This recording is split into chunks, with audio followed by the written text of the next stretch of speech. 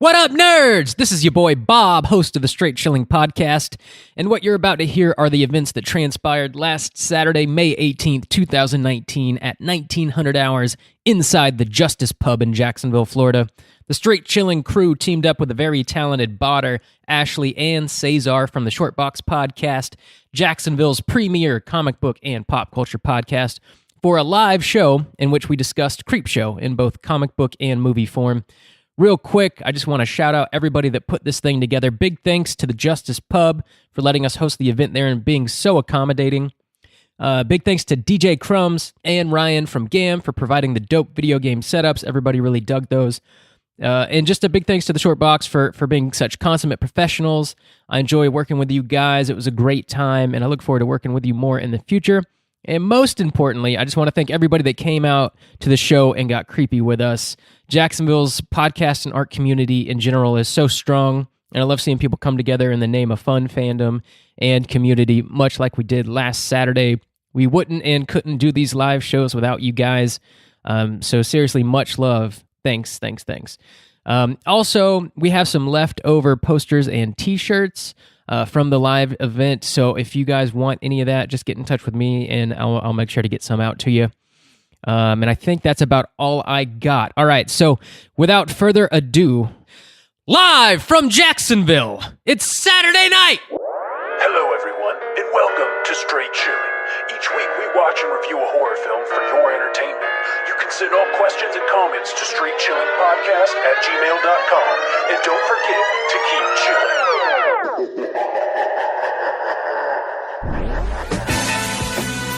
Ladies and gentlemen, I present to you the Shortbox Season 5. Let's go, yeah. Ladies and gentlemen, welcome to a grand time. Lighten your comic world up like a landmine. First class Marvel men fine with a tan line. I choose the Shortbox, you know my favorite line. Top shelf pop culture, comic book vultures. Supply what you need, elevating for the culture. Who better than we? Jacksonville's best voted. Season 5, round of applause, it's a go. Straight chillin', serial killing. 5 cold feelings on the mic, got you reeling. 5-star ratings from the floor to the ceiling. If you get your 1 star, no time for feelings.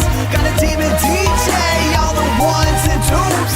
By the name of Sabah, so don't get confused. So grab a seat by the fire, roast them all with 2. And prepare to hear the legend of the Straight Chillin'. Yeah, I forgot to press start record. So now we good. That's the kind of professionalism we bring. All right, word. I also want to thank the GAM team for showing up too. Round of applause for them. I want to thank DJ Crumbs for coming through. I want to thank Mark for coming through with the photography as well as Megan the Marvelous for the photography as well. For sure. And Tyler Lindsay, too, for coming through and setting up. So I want to go ahead and kick this thing off. Some of you guys might be asking, like, yo, where did this weird collaboration come from? I mean, I can kind of see it, but, I mean, Creepshow of all choices? Like, what's up with that? Look at this weird movie. movie. It's on right now, for those that don't know. It's ridiculous. But don't pay attention to that. Oh, this scene was fucking wild, too. Look at this. Anyways, Robbie, I'm trying to remember how we went about, like, I think it was as simple as me, like, yo, like, my super, like, hyper ass was like, yo, Robbie, how cool would it be if we did, like, a collaborate? And you were like, yeah, sounds good. I was like, nah, I don't really have time. I'm not down. You were like, we're kind of like a quality podcast? Which is usually the excuse I give Robbie when he asks if I'm coming on the show. True. Very true. I'm going to steal Botter then. I'm stealing Botter. But it honestly was as simple as that. I mean, actually, I'll take it back. It all started because I came to your live show at Sunray when you guys did right, yeah. Return of the Living Dead. Yeah. Thank you, Return of the Living Dead. I don't know how many of you guys were out there for that live show, but yeah, posters are actually in the back for that event as well. True that. So that was a spectacular live show, and honestly, that was what inspired me to do our first live show and just kind of do the following ones. And I think I just kind of asked, hey, would you be down to do a live show together? You said yes. And then we were kind of trying to figure out, like, all right, what movie, comic book are we going to do that makes sense? I think at one point we wanted to do Hellboy because the Hellboy movie was coming out. Yeah, it's coming out. Thank God we didn't because... Yeah. It's a little rough. Yo, that was a dumpster fire. And but I was also like classic me. Like I was like, ugh, Hellboy, that's not horror. That's folk tales and German Teutonic myth, and it's amazing. Which is but like it's so... not scary. It's great. It's X-Files. Which is so ass backwards because it's like, C's the one that got me into Hellboy, and I'm giving him a chance to do a live show about Hellboy, and he's like... That's how myopic I am. I just want to go off, and Botter's like, shh, buddy, it's okay. It's okay, buddy. But, and of course, Ashley was like, hell, yeah, I'll do it. Come on, let's do it. Actually, real quick, you guys might not know this, but Ashley just got back from like a week-long vacation, like just hopped off the plane. That's why she's so like nice tan. So thank you, Ashley, for being here with us. She could have easily been like... Yeah, so... But I think C... Yeah, undoubtedly. But C had a good idea about recommending Creepshow, and I'll let him kind of explain what his mindset was. Yeah, so I've already gotten the chance to talk with some people out in the crowd about why we decided to pick Creepshow. Now, I'm a little biased because my favorite artist ever did the comic book adaptation of it, and that's what kickstarted the idea in my head. Because... if we were going to do a crossover event where Straight Chillin' and Shortbox was going to talk about something, we needed some sort of entry point for audience members. Because it's like we've got a whole bunch of like fans that are like don't know each other and are into the same things, and that's kind of what we want to do, is basically do this with fandoms. Whether you're a horror fan or a comic book fan, this is the pivotal movie / comic to get into. And why is... because Creepshow is freaking amazing. The movie is fun. It's a perfect throwback to the EC comics of the 50s. And the fact that the comic book itself that's adapted from the film was drawn by a guy who also loved the comic book from the 50s. It's basically a bunch of like nerds that grew up in the 50s saying, hey, let's make a movie. Let's get this guy who draws. Do you like comics? Yeah, I like horror comics. Oh, you draw our adaptation, dude. And then... all of this is here, and that's why we're all here today. What do you think, man? Did I do all right? Nah, well said, dude. Well said. I'll give you a pass. Yeah, Thanks, buddy. Yeah. Robbie, does that sound about right? Yeah, I think so, man. It's just basically the perfect marriage of like the two mediums, right? Horror movies and comic books, and that's exactly what we're doing with our podcast here today. So yeah, it makes perfect sense to talk about Creepshow. Well said. Yeah. So I'm much more familiar with the comic than the movie. I didn't see the movie until very recently. Do horror fans feel the same way about the movie as they did back in the day? Like, is it like a cult classic? Is it still like a big deal? Sounds like the answer is yes. Every horror fan in here wanted to slap the fire out of you. Well, no. But here's the thing, I scripted that question, so my bad. I'll go ahead and take that resounding yes as a yes, absolutely. No, so when the movie came out in like, was it 82? Mm-hmm. It was actually like the first Romero movie ever to hit #1 at the box office. So like back in the day, it was like very well received, and of course because it had Stephen King's name on it, George Romero's name on it.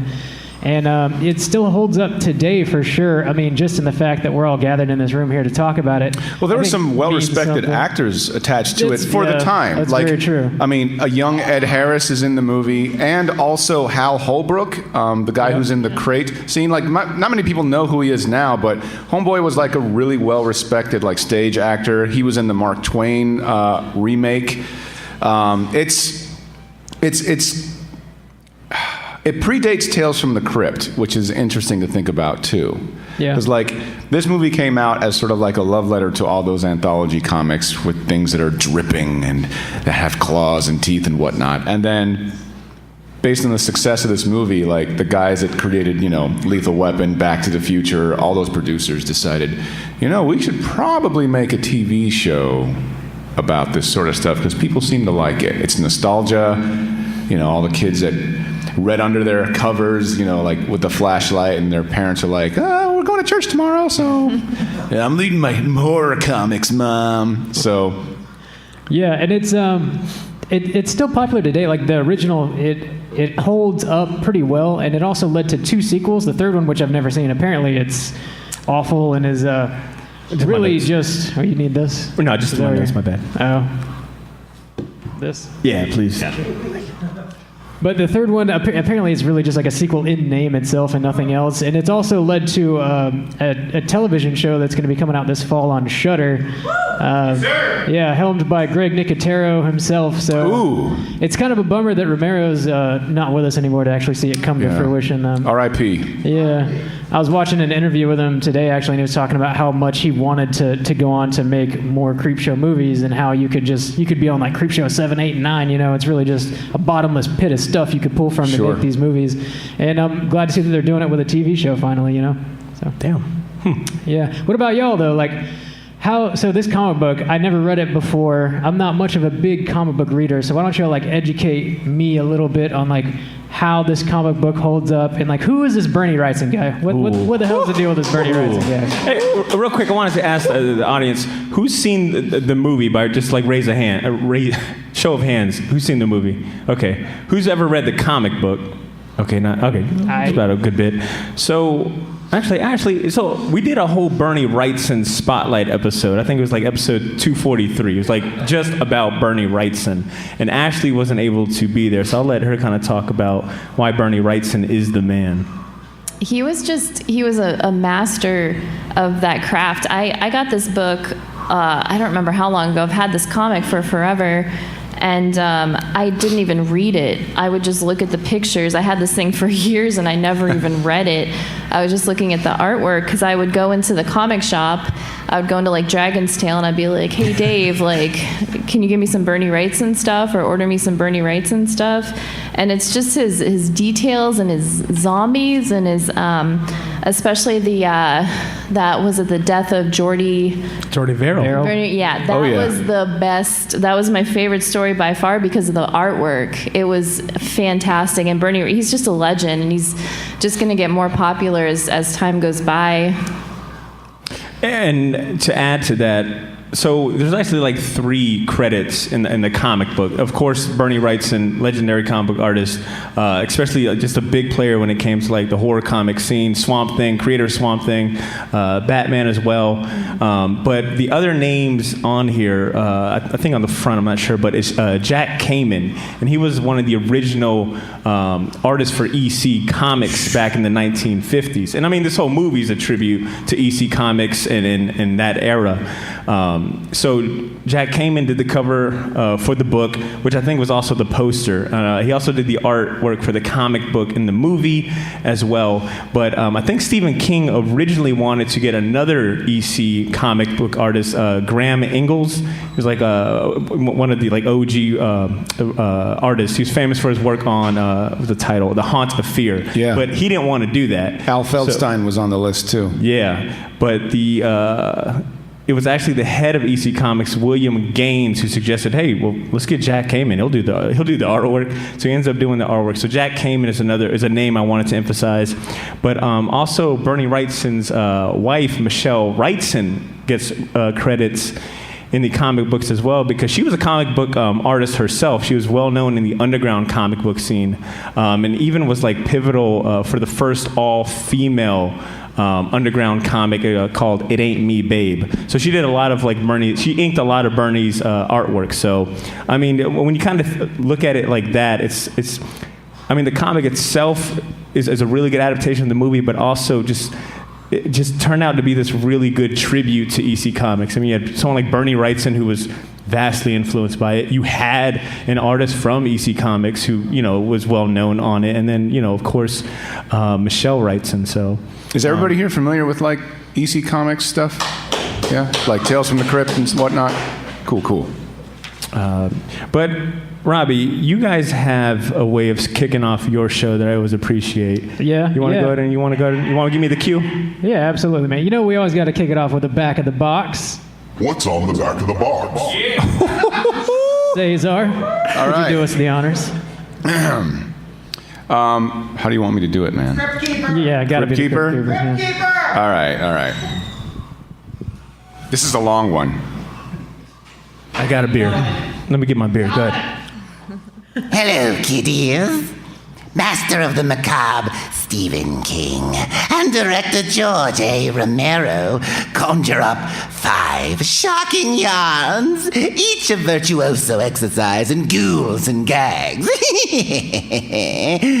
Stick around. You might lose your head over this film.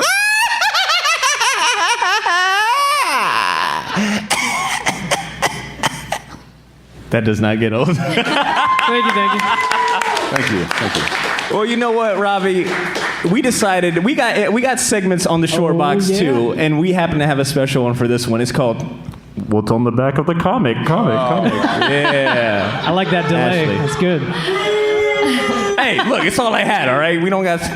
I can't do Crypt Keeper. I'm just going to say it normal. This is the worst for Ashley. She gets I know. back from like a trip, she's jet lagged, and she has to follow this butthole. I got to read. All right, Stephen King's Creepshow, based on the 1982 horror anthology and cult classic film directed by George A. Romero of Night of the Living Dead and Dawn of the Dead, and featuring stunning illustrations by the legendary Bernie Wrightson and cover design by the amazing EC Comics artist Jack Kamen. A harrowing and darkly humorous tribute to the controversial and influential horror comics of the 1950s, Creepshow presents 5 sinister stories from the #1 New York Times bestselling author. Nice. Hell yeah. Yo, I'm gonna be straight up. I think that was a better reading than Caesar's, but I'm a little biased. So, like, what do you guys? What's your relationship with this movie? Like, have you guys seen it before? Have you seen it a million times, or like, what was in your mind going into watching this movie? And is it something that you would like recommend other people check out if they haven't already? So it was my first time reading the comic and the movie. I had heard about the comic, and just to be straight up, I thought it was like an original. I thought the comic was like Stephen King wrote it or something. And then, of course, it's vastly wrong. He did. Yeah. He did. This was Not my first, first but yeah. time watching the movie too, and I think we'll talk more about our individual thoughts on it. But I had a great ass time. Like, I was like, I had so many comments about some of the shit in this movie. I'm gonna turn you into a horror fan.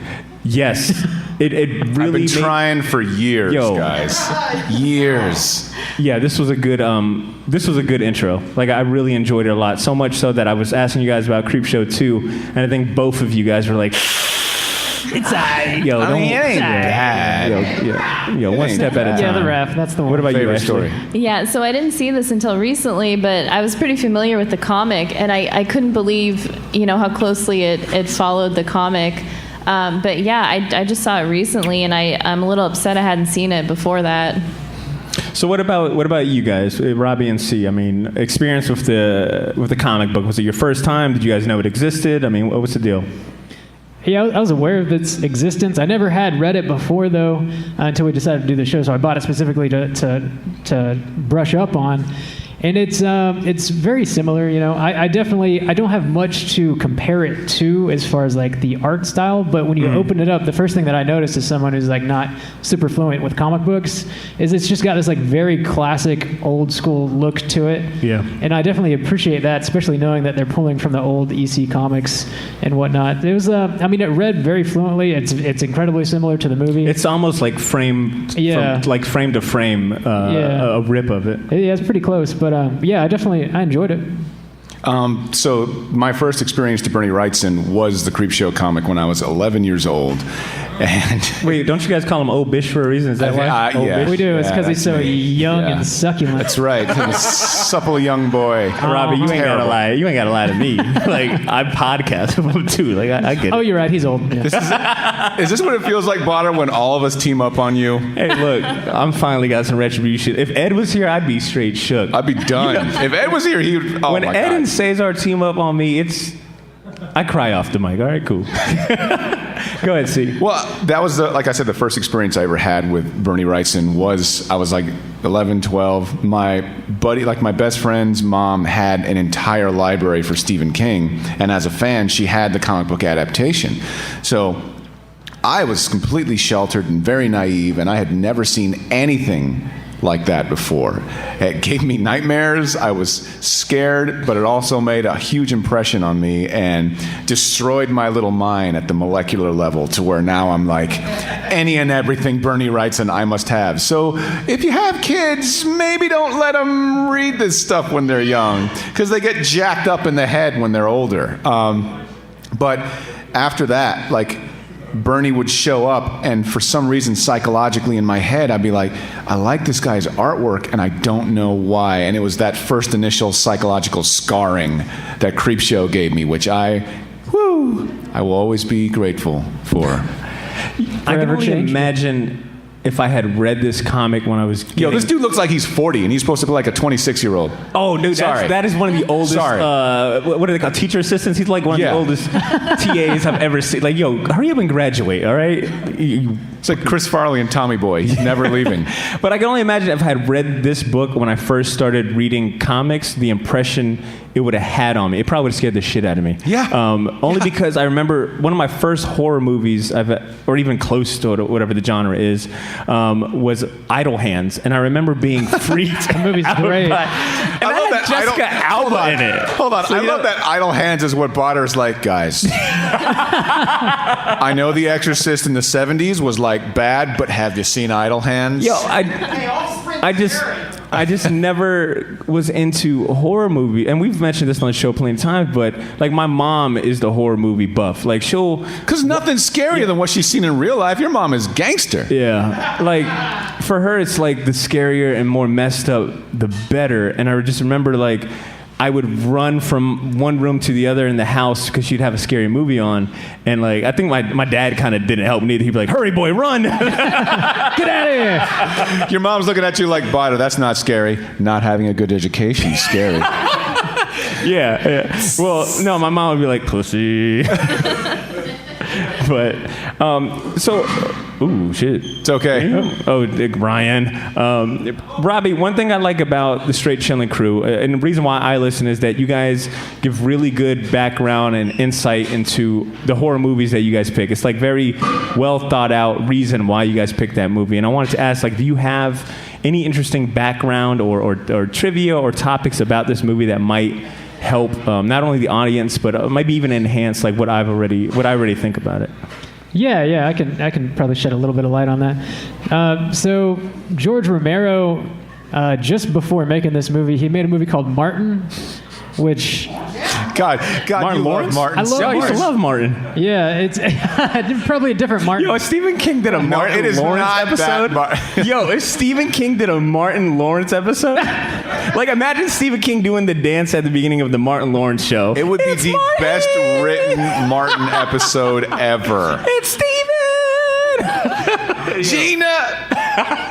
So Martin is starring Martin Lawrence, of course, and it's this really weird vampire movie from the late 70s. No, but it is actually a vampire movie, and on its release it went to Cannes, and it did like a gangbusters basically. So Stephen King got in touch with Romero after he made that and was like, I got this book called Salem's Lot. Would you maybe be interested in directing a movie on it? And he was absolutely interested. So they started talking.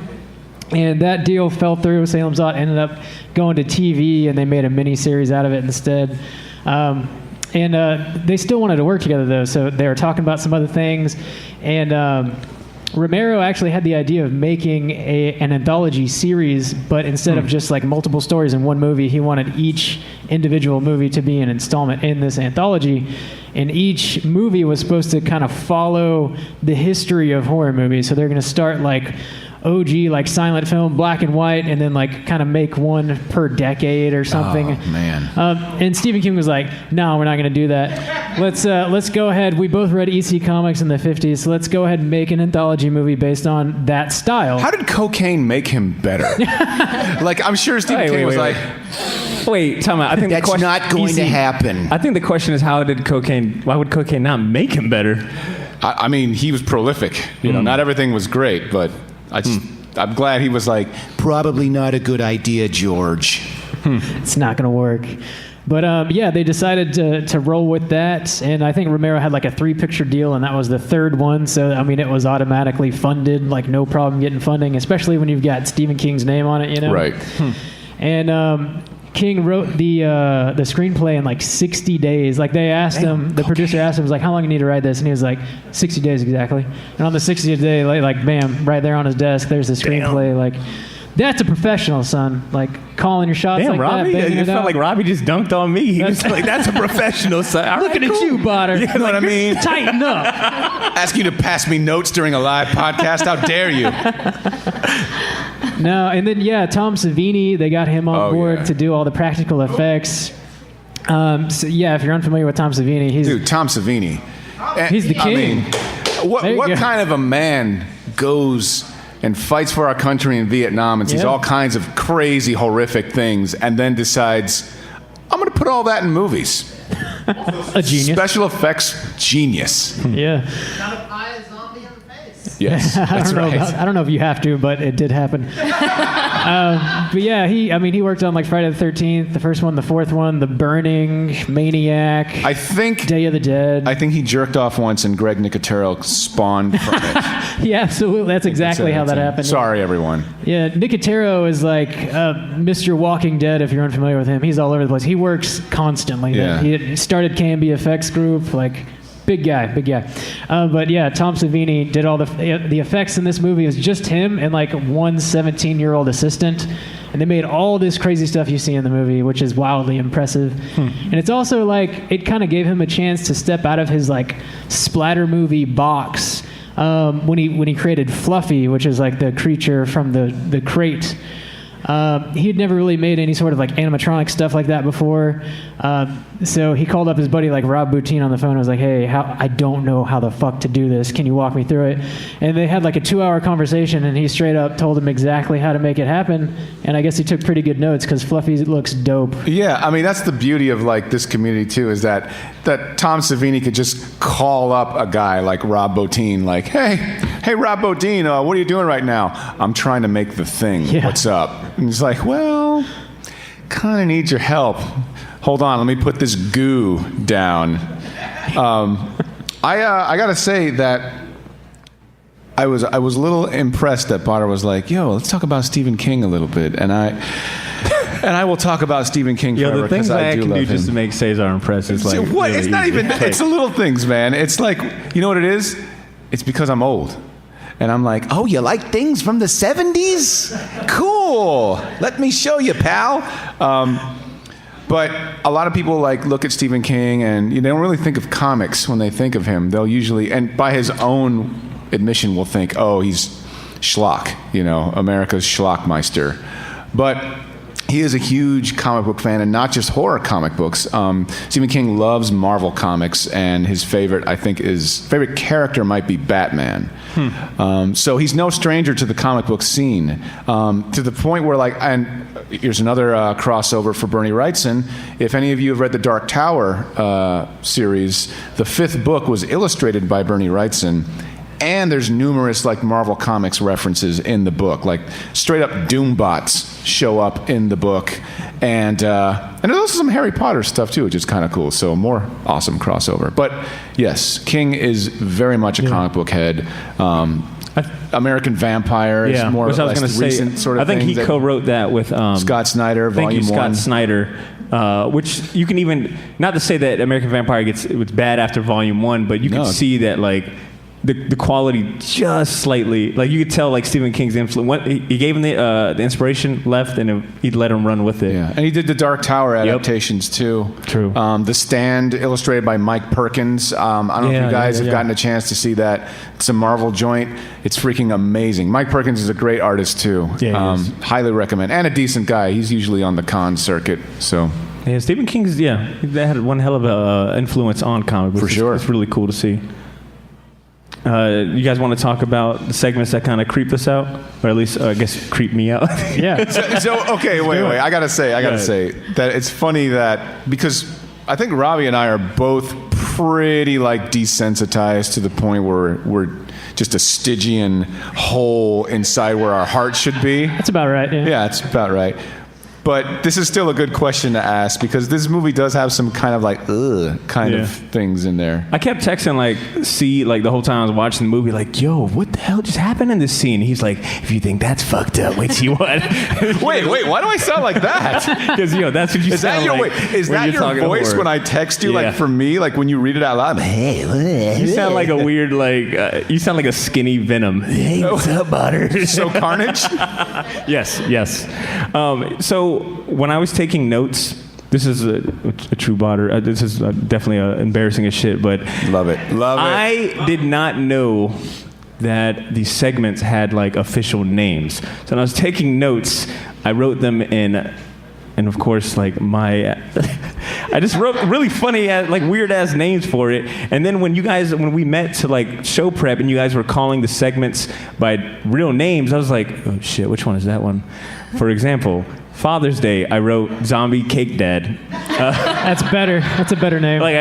The Lonesome Death I didn't know this. The Lonesome Death. This is adorable. The Lonesome Death of Jordy Verrill, I wrote Meteor Grass. And then I think eventually, I don't know, I think I caught off. Yeah. You gotta, dude. You gotta. I think for Something to Tide You Over, I wrote Under the Sea. Because nothing says Little Mermaid like Ted Danson's head.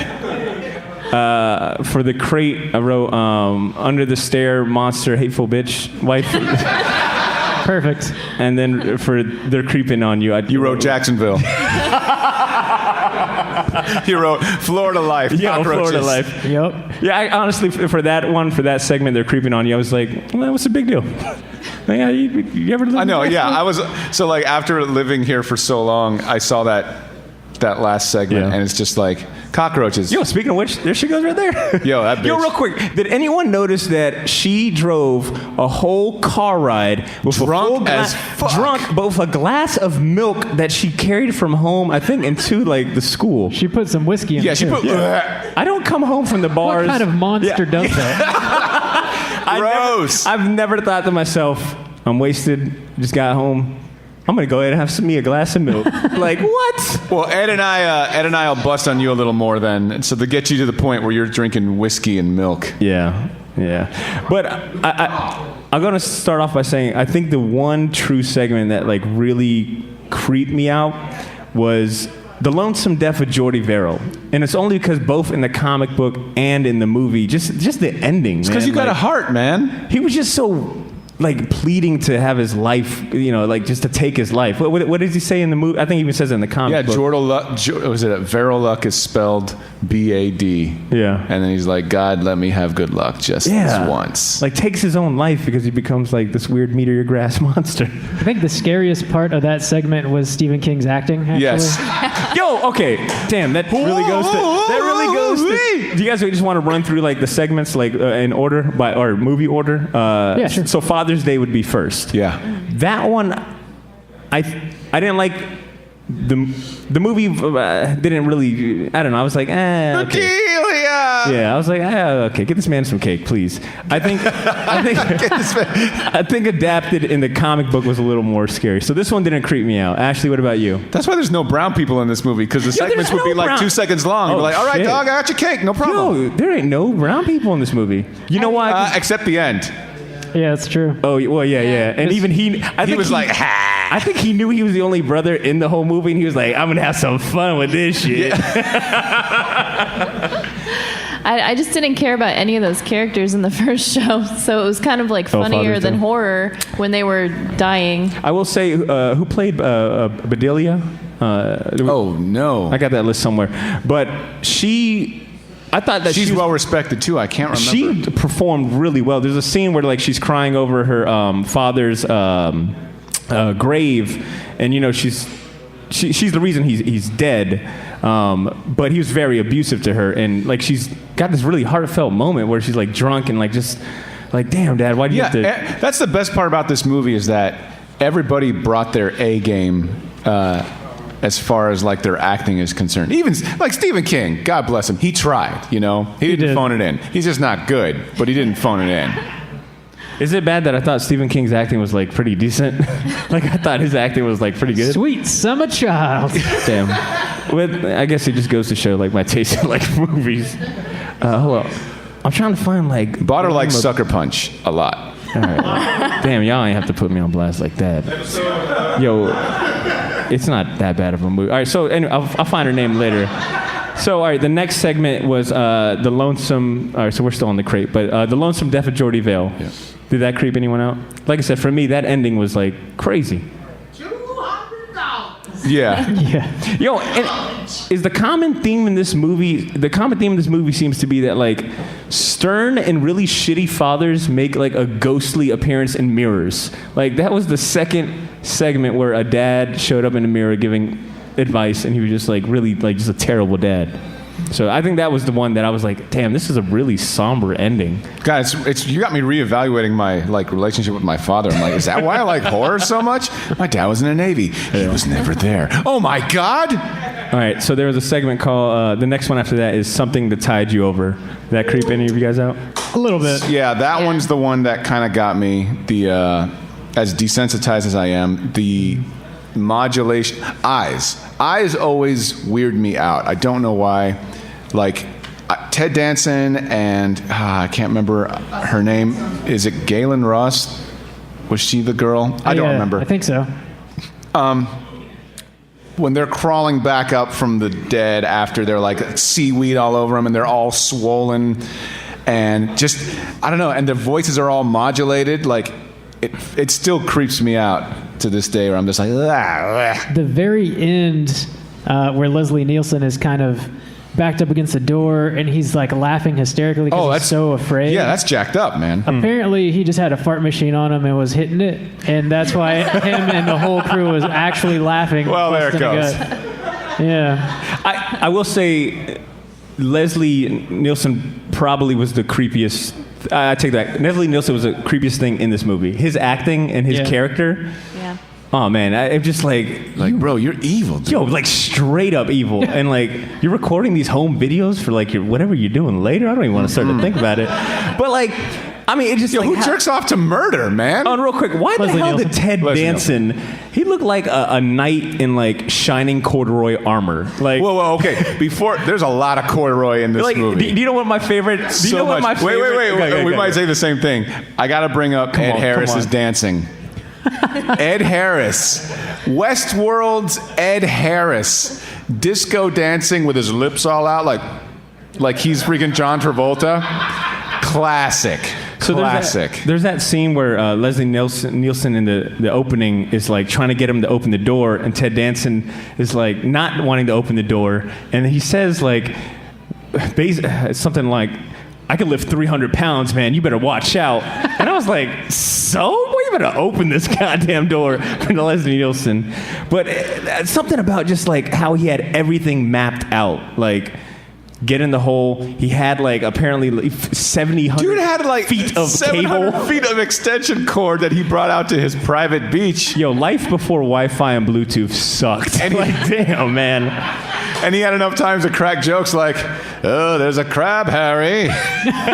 You probably ate his brothers.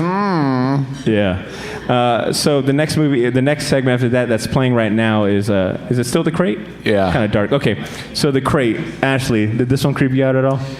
I was excited for the creature. I mean, it was like Did you watch the movie? Surprise. Yeah, exactly. Did you watch the movie first or read the comic? I read the comic. The comic first? Yeah. Okay, so you already knew what was coming up. And I knew Tom Savini was attached to this movie, and so I was just really excited to see what it would look like. I think I was reading. Oh, now that I think about it, I was reading the comic first. I got like 2 segments in, and then like Cesar through the phone somehow managed to slap the shit out of me, and he was like, "Watch the movie first." So I'm glad you did that, because the creature in the bottom was a pleasant surprise. What do I got here? I did almost spit out my drink when Henry, like, had the vision where he was shooting his wife? Oh, yeah. Because I think I looked down for a second. I looked up and he's shooting his wife, and I was like, whoa, buddy, this is too far. After just watching like Something That Tied You Over and the other one. I like how that's your line. Like that's you're a good dude. That's it right there. Like it's like, I am not on board with wife shooting. Good day, Stephen King. Good day. I thought Fritz Weaver, who plays Professor Stanley, I don't think he's on the screen right now, but I thought he performed really well. When he was like just delirious, and I was really sold on. I was like, damn, you've seen some shit, dude. But I'm not going to that library. It will die right here with me. Dude, how bad was that homeboy's marriage, where he's just like, he hears that there's like a demon in a box, and he's like, really? Maybe he was like channeling John Carpenter himself. I was about to say his first thought was, I've got an out. I did like the visual element where every time Henry was having like a vision or something, there was like this red kind of hue to his visions to kind of like get like that sense of like blood or just violence kind of build up.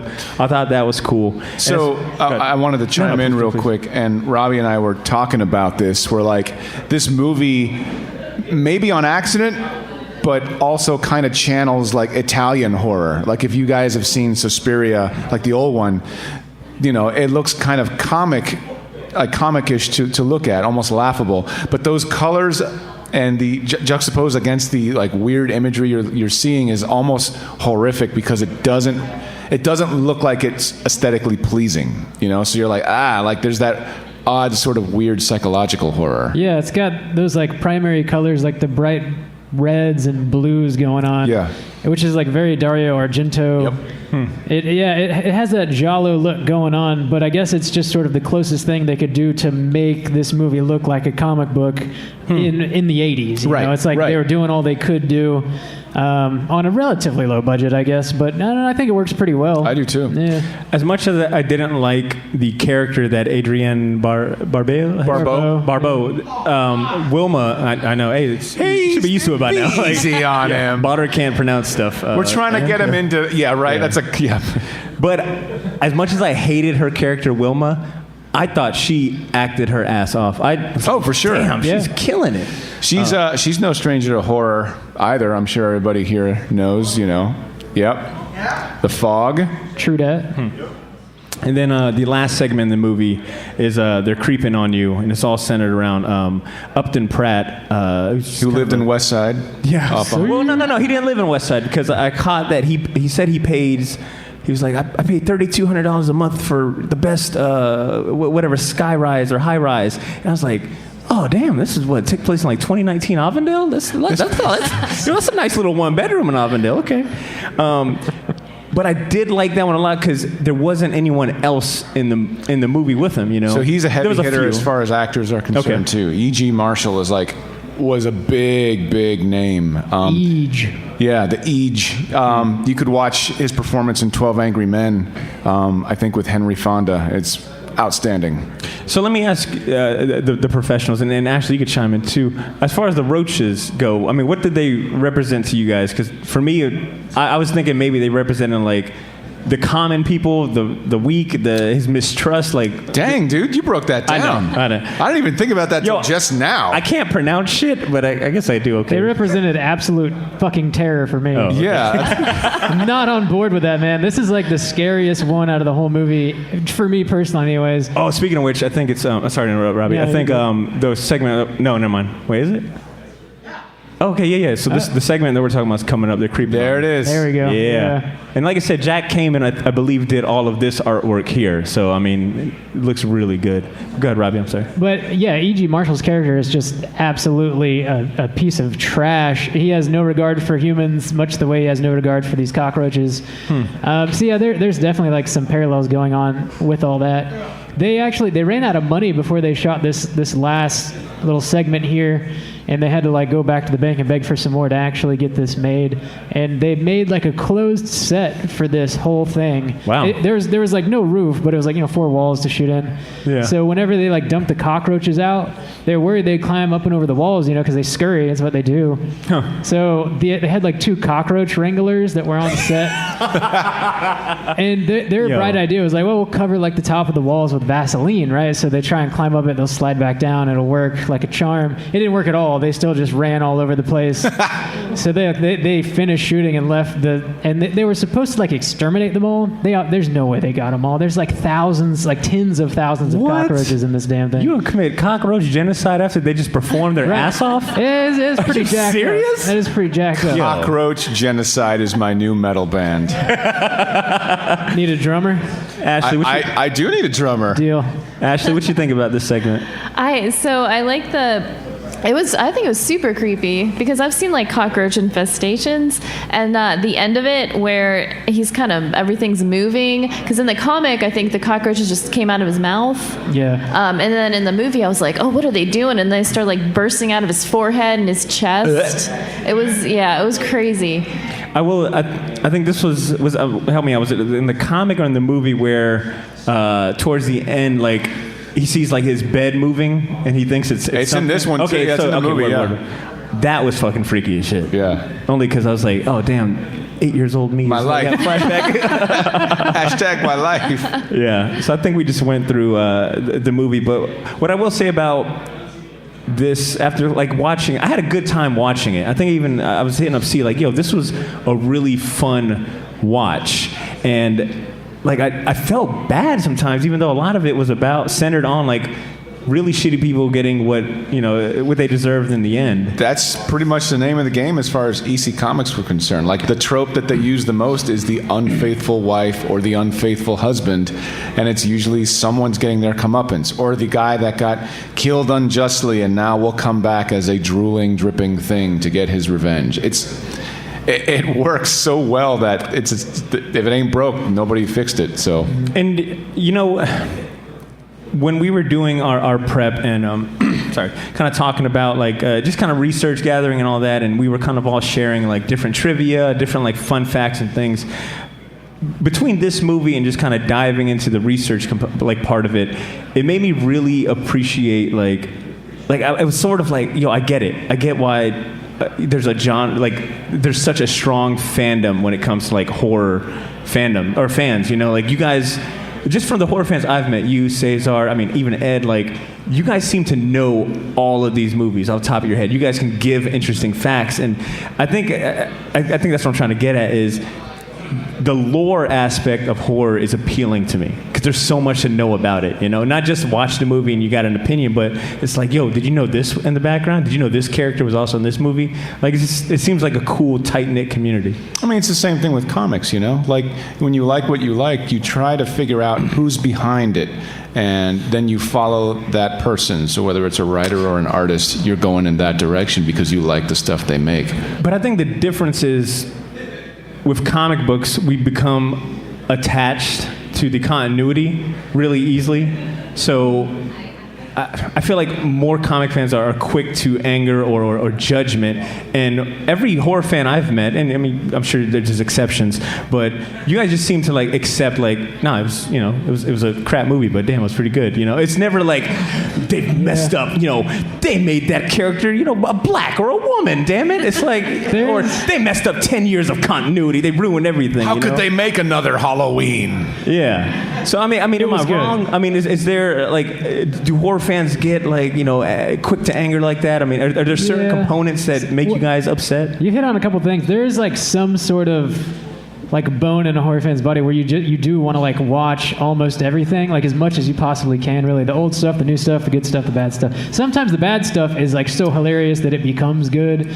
But yeah, there's definitely like, there's nerd rage across the board in anything, But I will say, just like to speak on behalf of the horror community for a half second, they're like genuinely the nicest, most caring, like heartfelt people you're going to meet, which is sort of like counterintuitive, right? You watch these like horrible fucked up images and you're like, oh, this is badass. what's wrong with that person, right? It's you couldn't be more wrong, really. You couldn't be.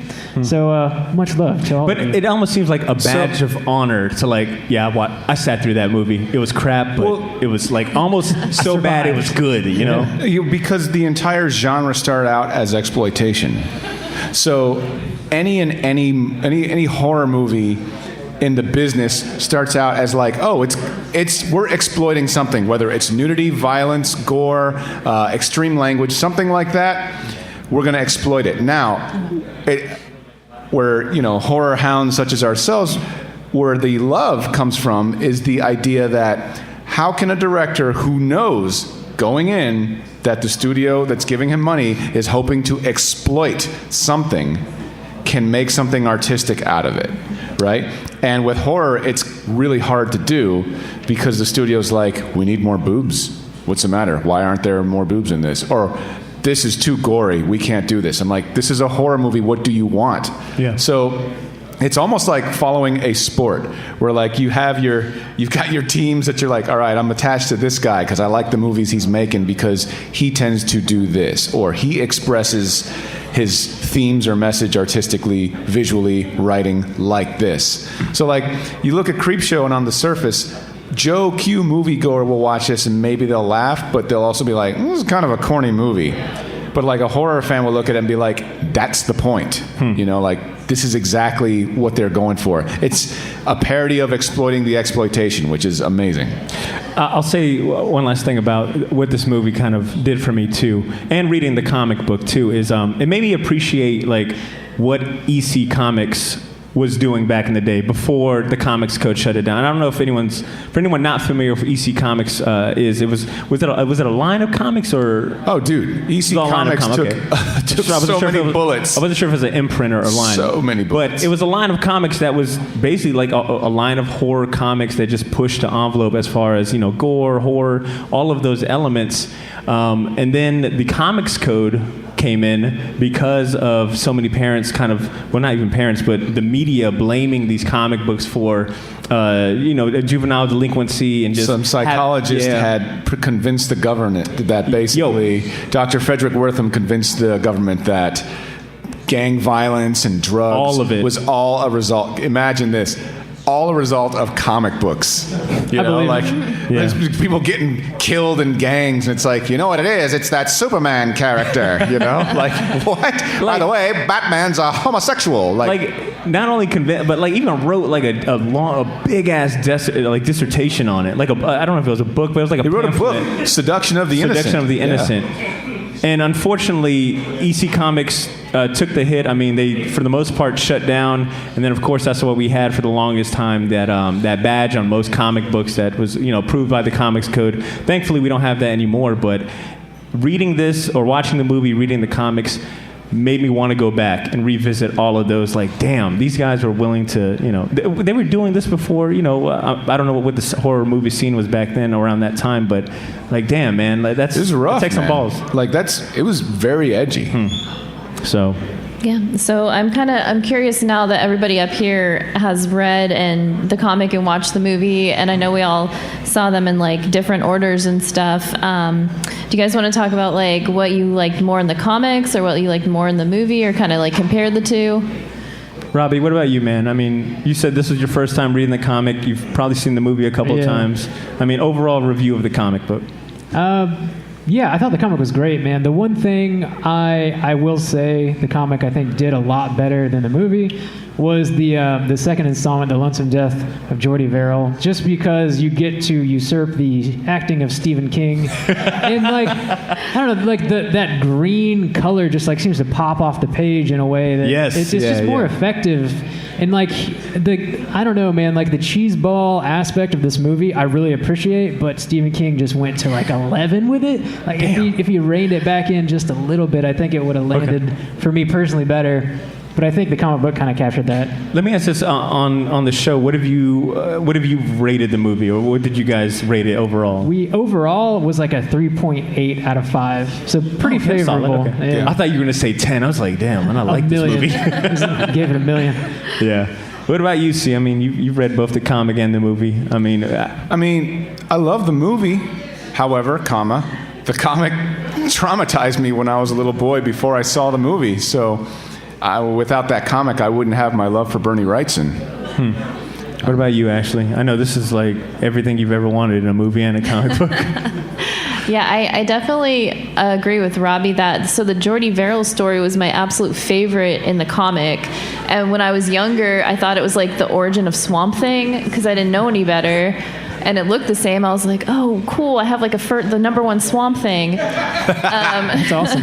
But like Bernie Wrightson's art just shined in that. And then I finally saw the movie and like Stephen King, like just the acting and like his eyes crossed in like the first minute because he was like the character is supposed to be so dumb, and I just couldn't get into it. But I do like the cockroach one better in the movie than the comic was good, but in the movie with the cockroach where they did the bursting out at the end with the practical effects, it was so good.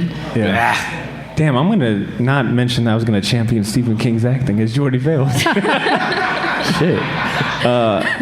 Did you guys notice that in the movie, in the comic book, they switched the sequence. So they had the crate before something that tied you over.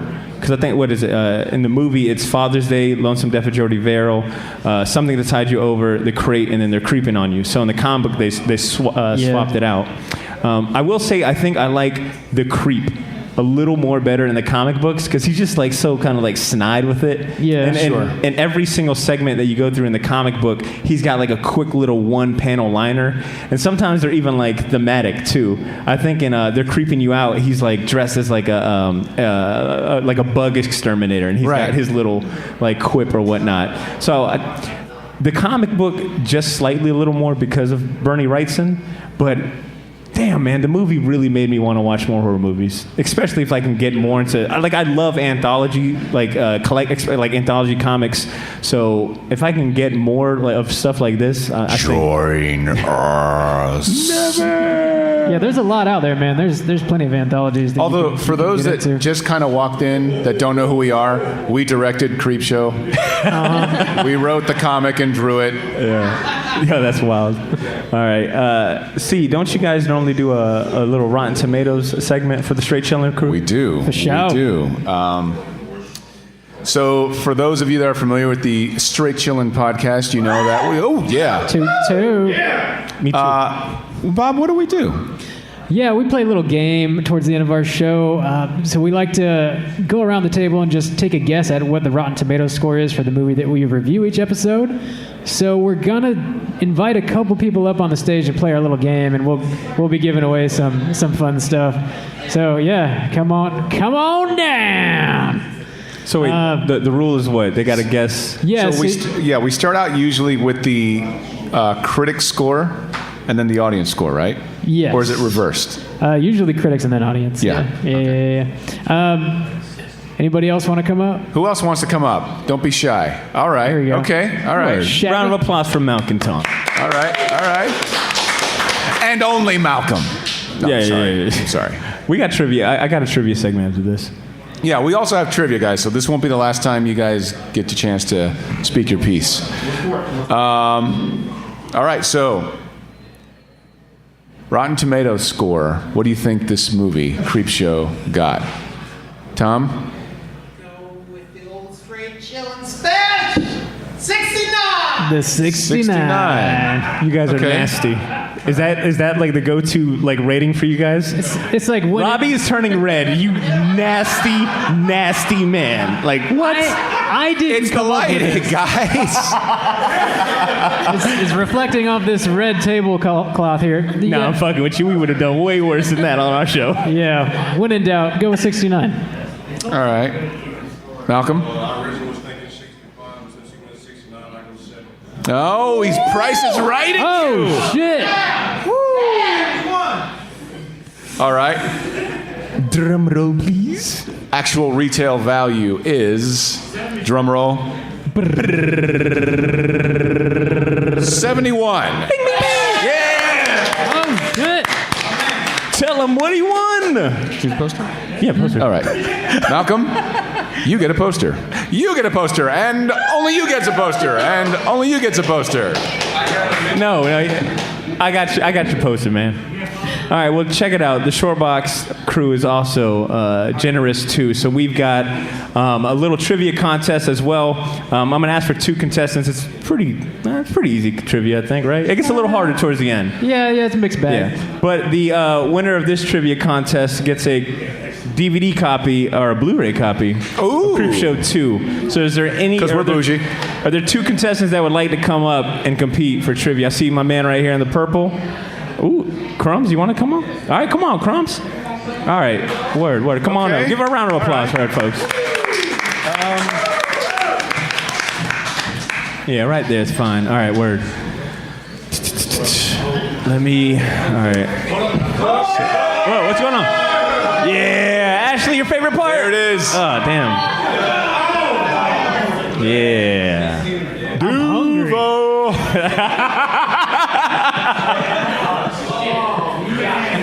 Damn, I'm not sure. Okay. I remember the Creepshow segment called Jacksonville. All right, so check it out. Right on, Crumbs. I've got 8 questions. Best of 8. Do you want to have them over there? You want them over here? Where do you want them? Yeah. Well, if you guys wouldn't mind standing by that microphone, I don't know if it's on or not. Nah, it's not on. All right, well then. Yeah. Go ahead Okay. and ask, and you guys. All right. So all you guys got to do, just first one to raise their hands, we'll give them a chance to answer. If that person fails, and the other one gets a redemption shot. All right. First question: Stephen King played which character in the movie? Dark Tower. Huh? Like which character? Yeah. Which character did Stephen King play in this movie, Creepshow? Oh man, we've been saying it this whole time. All right. So no one got that one. It was Jordy Verrill. All right, let me move on to the second question. So look, this is what happens when no one volunteers. So you guys want to come up here? Nobody. I didn't say that. Yo, give me your shirt. By the way. Shaggy. Wait, Shaggy, you want to come on up? Come on. Nah, come on, Shaggy. Round of applause, Shaggy. All right. Stay woke. All right. According to George A. Romero, what were the most expensive part of the movie? Well, you can't talk, Tom, because you're not up here. Shaggy. Just raise your hand if you got it. Yes, indeed. Roaches? Yes. All right. So according to what I found, the cockroaches cost 50 cents a piece, and as you could tell in just that one scene, there was like 7,000. In the 80s? That adds up. Yo, yeah, that's like let me see. Next up, George A. Romero wrote the screenplay, true or false, and then bonus points if you could name who wrote the screenplay. Crumbs. Yes, Stephen King wrote it. All correct. right. So we got one for Crumbs, one for Shaggy. Next question. Joe King, Stephen King's son, makes a cameo in this movie as what character? Crumbs. Yes, he plays the boy. Well done. Yo. All right. Hold on, wait a second. What's your name, dude? David. All right. We got friends with normal names too, by the way. You know, we got Crumbs and Shaggy. It's like a damn cartoon on the short box. Yeah. David. All right. What is the name? What is the unofficial name for the monster in the movie's fourth story, the crate? Shaggy, I saw your hand go up. No. Boo! Crumbs. Yes, Fluffy. That was the name of. Ooh, Crumbs is leading with 3. Shaggy with 1. Ooh. All right, we got 3 more questions. It starts getting a little harder, all right? So let's see what you guys got. Stephen King's trademark fictitious town, Castle Rock, appears at the end of what segment of this film? Good luck. Come on, David, come on. Come on, David, you got this.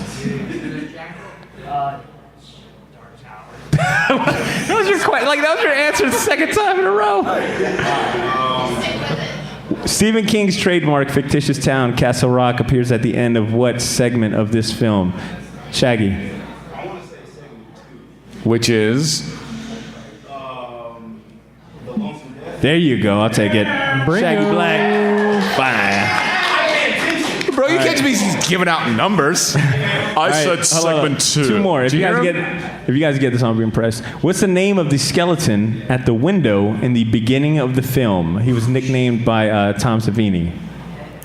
This one's actually pretty. I think Really this one, impressed if yeah, anybody I think knows this one this. stumped Robbie and Cesar.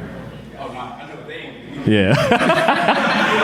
So that's fine. The nickname was Raul, per Tom Savini. He said all the creatures in the film had a name, and that happened to be the name of the skeleton at the beginning. That was a real human skeleton, too, by the way. Oh, damn. Are you kidding me? Nah, that was real. So Raul had a family. All right, last one. I got to reevaluate my life. Last one. Let's see if Shaggy can tie it with crumbs on this one. What random object is featured in all 5 of the films? The same random object shows up in all 5 of the segments. David, I swear to God, if you say the Dark Tower. Yo, let that man say Dark Tower. David, say it. You know what'd be funny? He wouldn't be wrong because Stephen King crosses everything together. Does anyone in the crowd know? I'll let anyone else. Who knows what's the thing? The Oh, Eric Slater. Yo, what up, Slater? Is that a cigarette holder? yes! Damn! The marble ashtray. Well, look, yeah. Crumbs wins, yo. Shout out to DJ Crumbs. There you go, brother. Pass that down. All right, folks, that is the end of our show, man. I want to thank everyone Thanks, guys. that came out. Thanks for coming out, nerds. Yeah. So once again, man, shout outs to Gam for helping set up the consoles, DJ Crumbs for helping set up the consoles. Shout outs to Justice Pub for letting us do a live show here. And as always, thank you guys so much We appreciate for attending and showing out and giving support. Robbie, Cesar, any last minute plugs? Or I just want to say we got a bunch of merch in the back. If you guys want to support our ministry, please jump back there and throw money at us. We won't be offended. Both straight chillin' swag and shortbot swag. So. Yes, we accept love offerings. Meet us I'm in the trying back. to get enough money to actually get an exterminator in my house. It looks like they're creeping on you. Robbie, in case there's anyone here that's never heard of the Straight Chillin' podcast, where can they find you? Yeah, we are the Straight Chillin' Crew. We're pretty much everywhere you find podcasts. We're on Facebook. We've got a website, straightchillingpodcast.com. If you just search Straight Chilling Podcast anywhere, you're pretty much going to find us. We're on iTunes. We're on Spotify. Everywhere. Check us out if you haven't already. Word. Ashley, any last minute? You want to plug anything? You want to say anything? Oh, wait. Ashley and I designed the shirt, by the way, and the posters. Well done. So, well done. If you look, it's both of us trying to make fun of Potter. So, Cesar and Ashley drew me like I was possessed by one of those cockroaches. Look, when Cesar sent me the draft of the poster, I mean, he was excited. He was like, yo, me and Ashley knocked it. I mean, he was building it up. He was like, yo, you wait till you see this poster. And it was like, the next week he'd be like, hey, we're doing some finishing touches. Yo, Ashley's got to add, we want to add just 1 or 2 more things. And then eventually the poster, he sent me the poster, and I saw me, and I was like, hey, No, I don't want to hear it. In your mind, I sound like a freaking child molester. Whenever he reads text, I sound like that. Well, fine. No. You look like a weirdo on the poster. No, I was like, yo, you and Ashley look really good, man. Yo, y'all look really good. Y'all look normal. I gave myself googly eyes and a fat chin. No, it's a fantastic poster, man. So if you guys want to get, I think that'll be limited too. So Ashley, do you want to plug anything or say anything to the fans? No, just I'm on the short box, and I'm just really happy with how many people came out. Like, thank you guys so much for coming out. It's like such a good. Yeah, I have a comic that came out through Image that I colored called Little Girls. It's at your local comic shop. Yo. Hell yeah. And this is this is usually the part where Cesar's like, okay, that's the end of the show. And then I can't ever say, no, thanks, man. You're on your own, buddy. And if you're not familiar with the Short Box podcast, much like Robbie had said, if you on your favorite podcast app, if you search the Short Box, you can find us there. So whether it's iTunes, Stitcher Radio, Spotify, anywhere that you stream music or stream podcasts, we're there. So subscribe, support, and once again, man, thank you guys so much for coming out. These are fun for us to do, and hopefully they're fun for you guys. Thanks, guys. Y'all have a good night.